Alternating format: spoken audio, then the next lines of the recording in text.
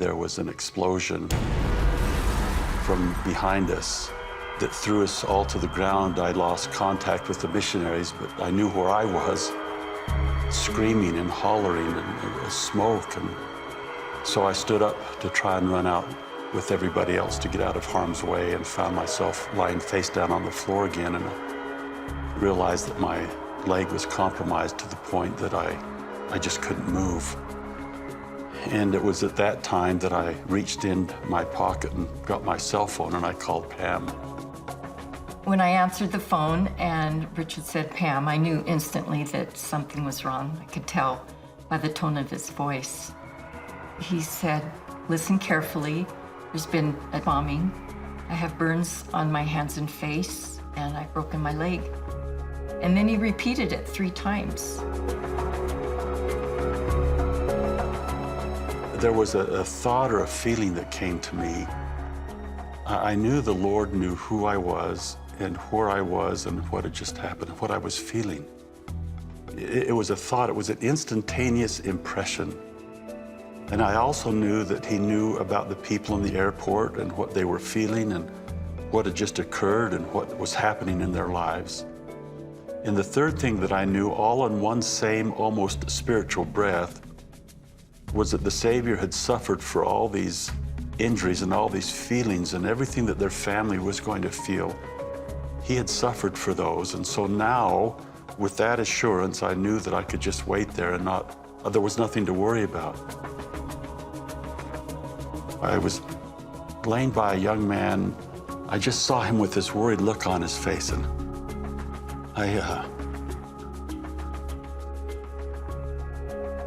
I gave him a thumbs up. And I said, "It's gonna be okay." I don't know if he understood the language, but I heard myself say that it was gonna be okay. And I knew it would be okay. I knew it would be okay.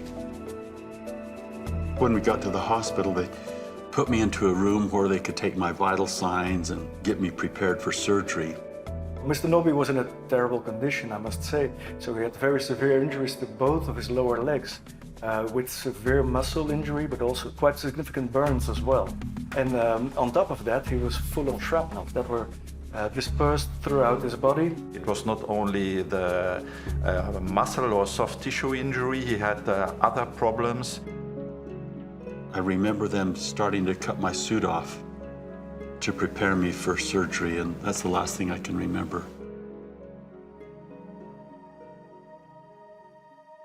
The doctor and I sat and visited, and so we had a photograph of Richard's leg at that time. And I looked at that, and it was half gone, and so I just thought that they would have to amputate. The objective was obviously to save both of his legs, but meanwhile keep him in a stable condition. I was just in shock for a good part of the time, trying to understand what had happened. There was a machine breathing for him, and he was intubated, and I could see his lips, and I could see his eyes, so I knew it was him. 2 of our children had come over 2 days after the bombing, and I vaguely remember being introduced to them. That was hard to see. That was difficult to look. I remember feeling not anger, but more sorrow that someone I love was in such a state.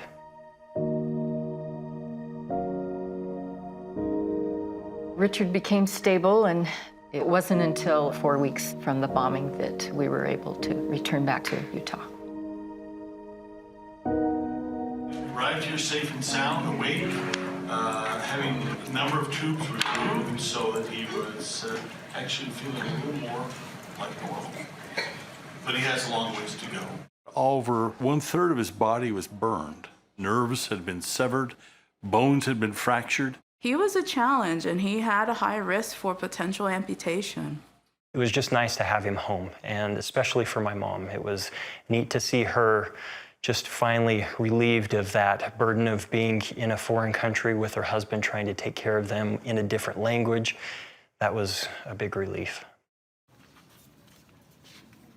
When we were at the burn unit at the University of Utah Hospital, I just had the idea come to mind that I needed to talk to the grandchildren about this because their minds are impressionable, and maybe somewhere in the depths of their mind they were thinking that this isn't fair.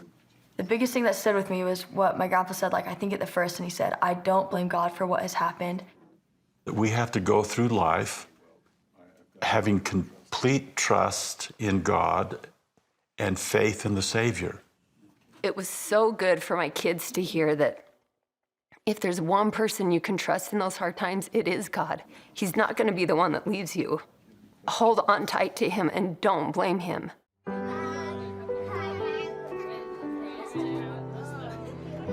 When the doctor said that my legs were good as they were and that we're just going to rehabilitate and get stronger and go through those sessions several times a week, I was excited. I had some goals in mind that kept me motivated. One of them was to play Frisbee with our grandchildren. One of them was to walk around Temple Square unaided. I just wanted to do simple things that became monumental for me, so that was what I focused on. That day he was discharged from the hospital, it was surreal to think that we have gone in the span of just a few months from wondering if he's going to even survive to being discharged from the hospital. Been waiting for this for a long time. There was a time when we invited he and my mom out for dinner. And he had to come in through the garage because the stairs were easier, and he was on his hands and knees, and he had to crawl up the stairs to get into the house.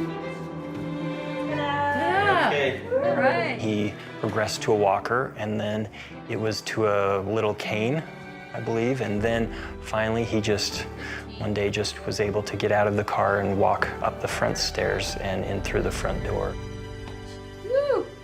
It was an awkward walk, as some might look at it, but it was a 100-meter dash for me.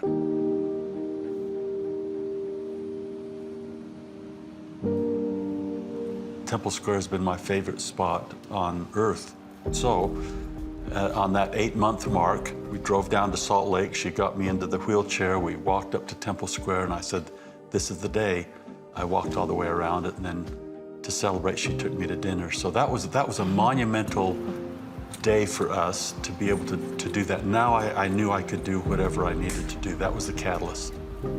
It had to be incremental, and I couldn't leapfrog over the basics. I had to go through the basics to get to where I am today. I know there's lots of people, countless people that have greater limitations than I have, but I only know what I've gone through, and that's my celebration, is what I've gone through.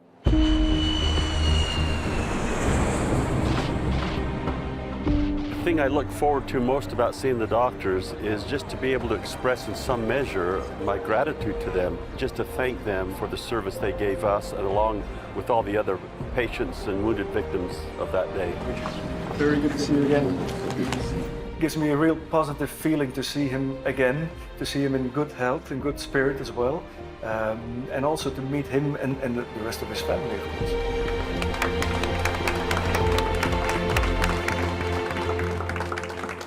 The pure fact that Richard takes the time and effort to come all the way from the United States to this hospital here in Belgium to meet not only me but the whole staff makes it worthwhile being a doctor and being part of this wonderful hospital team. Nice to meet you again. You changed. You have hair now. 1, 2, 3, 4. I really feel that despite all that we've gone through, that I have been blessed, we have been blessed beyond measure. The state he was in the first time I saw him, I would never think he would be where he's at now. 33, 34, 35, 36. I think that a lot of this has to do with his faith. It's so wonderful to see him get his life back and to smile and to continue in that course that I'm sure he already knew was going to happen, but it wasn't clear to all the rest of us. One of the great lessons I was learning was that the Lord's will has to become our will. We have to come to the point to give the Savior his victory. Sometimes we fight against that because we want our victory. We want the way things used to be. We want it our way, but to get us from where we are to where we need to be, it takes a lot of stretch and growth. And he puts us through difficulty so that he can get us where he wants us to be. I know that the Lord is aware of what's happening to us and what happened to us at that time.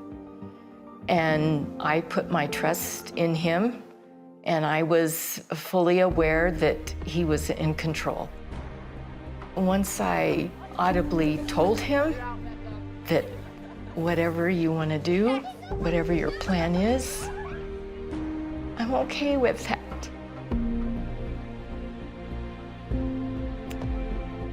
And as hard as that was to say it out loud, it was a turning point for me to know that his love for his children is something beyond what we can comprehend. It's been a miraculous journey because of the mercy of the Lord.